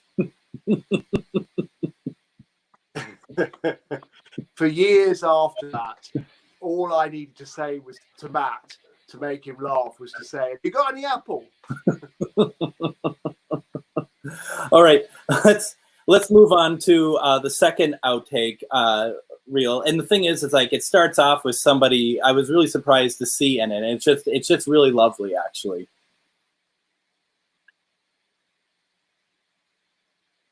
All right, let's start off. And here they are. Sarah Jane Smith, also known as Joe Sledden, and Kane on us. Have I just done it again? Sledden. Elizabeth. What did I say? Oh, sweetie pops, you said Joe. Did you say Joe? Did I say Joe? Like an ish, no one noticed. This cat doesn't like me. That cat's nearly stuffed. Pet lamb. Liz Sladen. Liz Sladen, I do apologise, Liz. Well, I tell you what, this is a bit of a choo-choo, and I'm not really chuffed. Keep it on track. Liz, you all right? Yeah, you're supposed to say where's all that bloody noise coming from? Oh, she swore! That's how you come up. Liz? Well, how am I supposed to do it if you don't say that? Herbrand and Mary both loved animals and the countryside, so they married and went to live in a remote part of Scotland. A wild and remote part of Scotland. Sorry. It's all right, just hold on to him. It's because you're... Just keep him there, he's not going to go anywhere. Is that right? No, it's all right. It's not going anywhere. I know. What is it? It's because you're constantly stroking him. Okay, I won't. I won't stroke him, yeah? Shall I not stroke him? Yeah, that would be the best thing. Husband and Mary both loved animals and the countryside, so they married and went to live in a wild and remote part of Scotland. Soon Mary had a baby. Soon Mary discovered. Oh yeah. The grounds. Oh, you're down there. I thought you'd be up there. Sorry.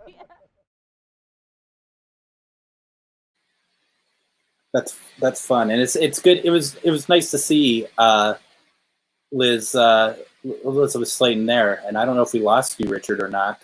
You disappeared on us. We're having our own blooper moment here. Is that your way of saying it's nighttime, or is that? No. I'm amazed we've lasted this far without there being any freezing, but I'm back. Well, and we've lasted too with a healthy amount of people still watching. So you must be doing something right. So congratulations. I think the thing I learned is don't stroke the owl is what I learned from that, and I won't do that. Be very careful always with animals, because animals will always upstage you. You've got no hope. And many Blue Peter presenters were bitten, scratched, clawed, peed on, pooed on, all kinds of. But we have a saying, and we always used to have a saying that Biddy invented, which is that fur and feather are more popular than flesh. And that was a way of reminding presenters that children generally preferred animals to human beings. It's very true. And just as a side note, because I'm working from home, we do a lot of our meetings remote. And every time I pick up my cat just to show them or something, he does always upstage me also, which isn't hard to do, but it is very true, and it's actually very demoralizing. So next up, we have when the series came back, there was a Doctor Who competition, and there's a really cool opening to the show that really focuses on that. Yeah, I mean, the story behind this clip is that we were setting up the big Doctor Who competition for a viewer to come up with a monster for an episode that Russell Yates would write. And so we were launching we wanted monsters, but there was a mix-up with the actor who was going to play the Auton. So I got the chance to play the Auton. So I thought this would just be a kind of quick bit of fun. I hadn't realised how hard it is to be a monster, and that when you have that mask screwed onto your face, how claustrophobic it is. And I have to tell you, it gave me the idea of sending Gethin to go and be a Cyberman. So we then followed it up. I said, it's pretty hideous doing it for 2 hours in the morning. I said, you can go and do it on location and see how they cope. So we got film out of my horrible experience.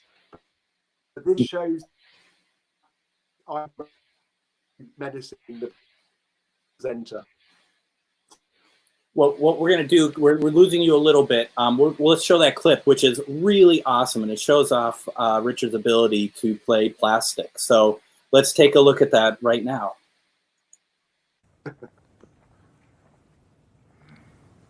That's a bit strange. Where is everyone? Hello? Hello? Is there anyone there? Matt? Zoe? Matt? Zoe? This really isn't funny anymore. Gavin! Run for your life!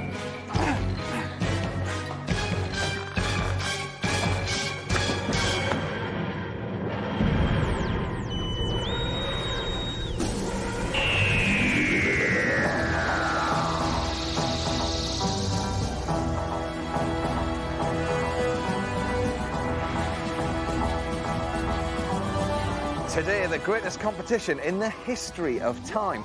You can win the chance to see your design for the scariest, most terrifying monster brought to life and featured in the second series of Doctor Who.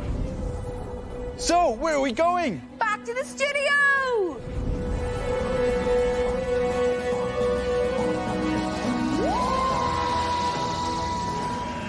Hello, it's me. It is me, and I'm on my own. I could be here for the next 25 minutes, so I think we're going to have a great time. I do. Hang on! Gethin? Zoe? Is it you? Hello?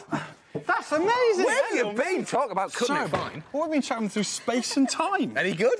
Incredible. Excellent. Can I have a go?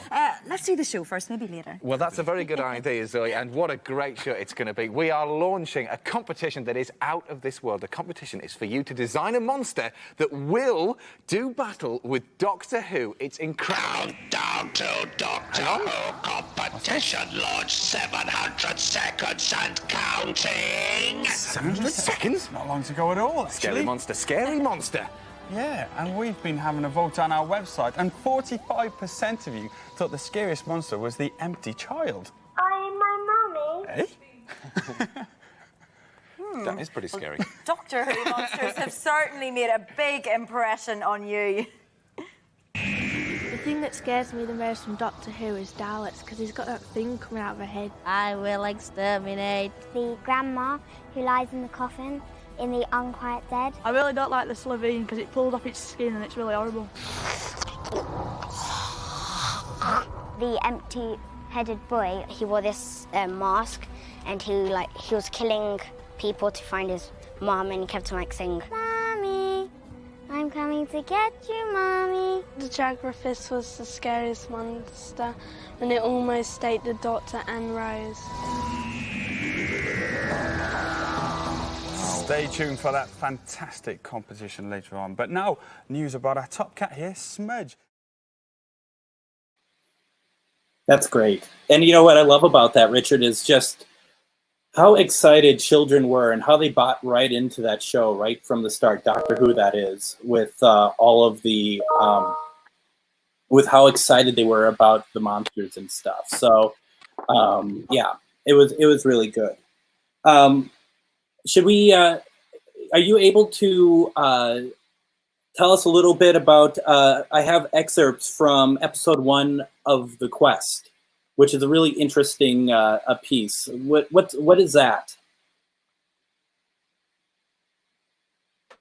Yeah, The Quest was a cliffhanging serial that we did for 3 years before the return of Doctor Who. And we stopped doing it once we knew Doctor Who was coming back, but in a way it was trying to do a similar thing in terms of within Blue Peter of providing a kind of science fiction fantasy serial. And you know, it was that Russell Davies told me he used to watch it at tea time. And the last series we did, which we're going to show a few clips from, was very much, you know, see how many influences you can spot. Adam Adamant, Charlie's Angels, The Avengers, Doctor Who. We had guest turns. The villain was played by Gene Marsh. So, you know, we had a high old time, but it was very popular with the audience. Also very expensive. So I was so glad when the BBC recommissioned Doctor Who, because we could retire The Quest and back to making more factual stuff. But anyway, have a look and see what you think. All right, sounds good. On today's Quest. Groom since birth, Randall Dodge, Special Agent. Barbarella Beck, Inventor. Aston Landis, Wild Man. And Aurora Lee, star of swinging 60s London. Their quest to solve the mystery of their missing grandparents and save time itself.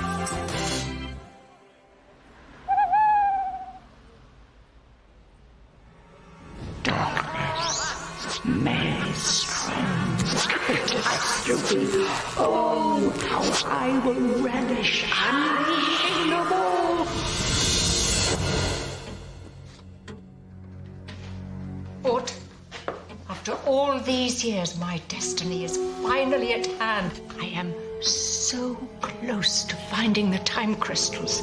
When I have all 6, I will be able to open the well of time and absorb the power that will set me above the gods. And then, go to this address. An invention is about to be made there by a young lady called Miss Beck. At the moment of inspiration, the first crystal will be formed. When it does, bring it to me, along with Miss Beck's invention. And Miss Beck, mistress? She can go to the dogs. Barbara Beck? Aston Landis. Pleased to meet you. I'll get that. Huh? Hey, Miss Singlestuff. Singleton. I've saved the Barbie girl. Have I reached my density? Destiny, Aston. Now, if you'll switch on the television, I'll explain everything. Now some truly top popsters. It's the Beatlemaniacs.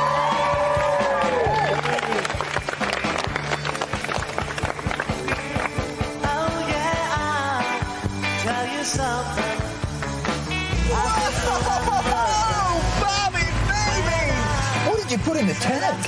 Oh, just another one of my little inventions. Now keep your foot down, Wolf Boy.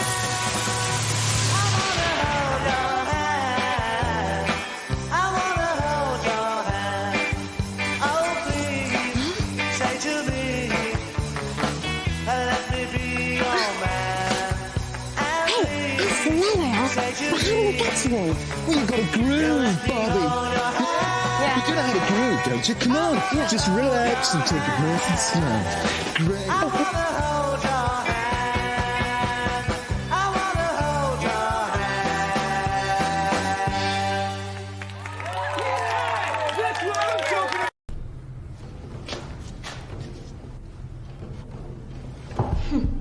That's what they all say.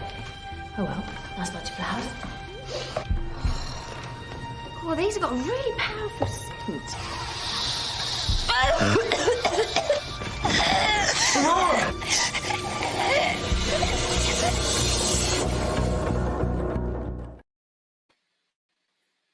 That is fun. That is a fun clip, and I would like to see more of that. That seems very nostalgic and very made with a lot of love for that period of time.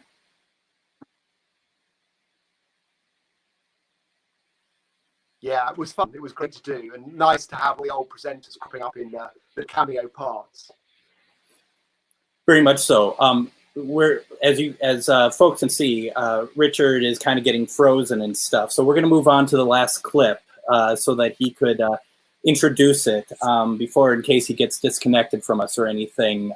This last one is kind of an overview, or kind of some shots of you doing your craft, and with the soundtrack of "You're So Vain" for some reason. I don't understand that part of it. This is the production team revenge. You see, this is another clip from an end of series tape, and it was no secret that I loved any opportunity to dress up and take part in a little extra Hitchcock cameo. So, especially in the historical films, I was always happy to put on a wig. And I also kind of used to think like the old principle that never ask people to do what you're not willing to do yourself. And a lot of our presenters would moan about having to wear costumes and things and wigs. And I'd say, what are you complaining about? This is like playing dress up for a living. This is good to do.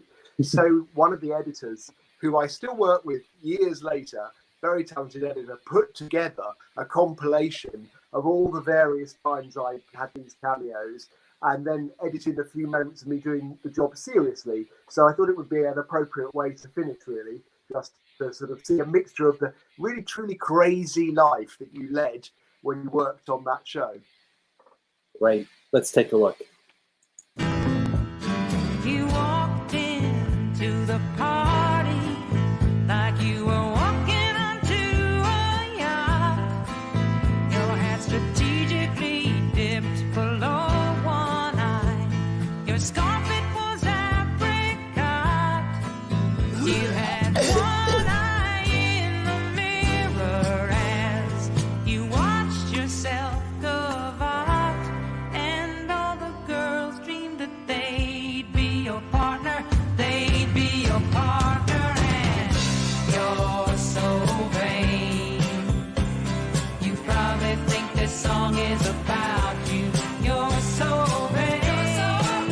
person that we're going to handcuff, we make sure that this person is off balance by giving them verbal commands. Turn around, spread your feet, bend slightly forward, put your head to the left, palms facing upwards, hands behind your back. Round there. Yes, that's it. You're not getting a badge. One covert security officer estimated that there was an escape attempt every 10 days. What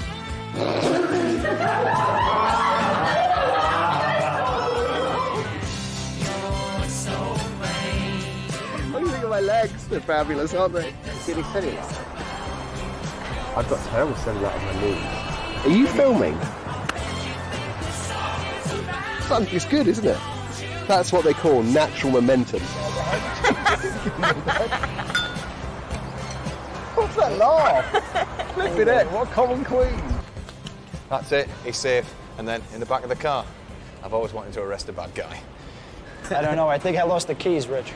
If you drop shot 68 and just extended to 67, because that's the little push up at the end, it'll elevate from the ground road, isn't it? Right, yeah. Which is quite nice, and just let him have a little bit more time to go up and into them. Mm-hmm. Yeah? But you've shown the same process twice. Yeah, true. So I think what you might say, I mean, you could say you could get your mum to help you, your sister or whatever. I mean, that's sexist. This was her real home. This was her real home. Santa started to turn out. Okay. It's slightly like up to then a lot of Sure. jokes are coming out. Okay.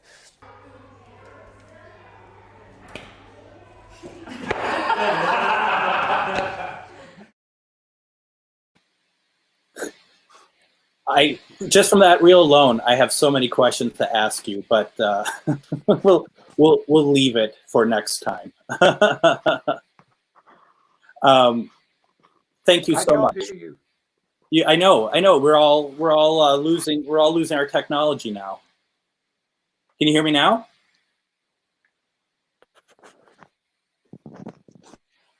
I'll take that as a no. We are going to. We're gonna leave it there. No, not really. Richard,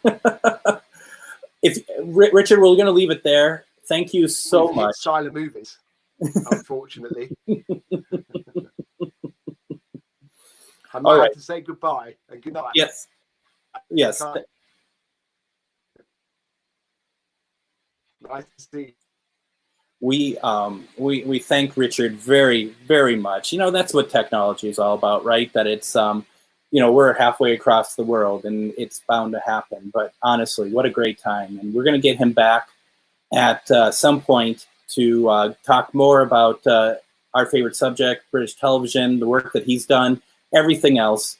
It was great. And these clips were great. So thank you very much, Richard. Really appreciate it. Once again, thank you, Rory Clark, for sourcing those clips for us and sending them over and sometimes having to resend them over to me right away. So I greatly appreciate it. For those who are still hanging out with us, I just want to point out, if you need to get a hold of me or have any sort of feedback, please email me at feedback@fromthearchive.co.uk. My Twitter is @fromthearchive, which some of you might be watching this from right now. Facebook is facebook.com/fromthearchivemn, because I'm in Minnesota. We have the blog that we haven't updated in a while. And if you're watching this on YouTube, great. Otherwise, I have a YouTube channel, which is where generally these videos get archived. That's youtube.com/user/fromthearchive1. Apparently, there's already another From the Archive there. And then just to talk a little bit about next time that we do this, we are going to be back on Facebook Live, or actually live stream, on May 17th.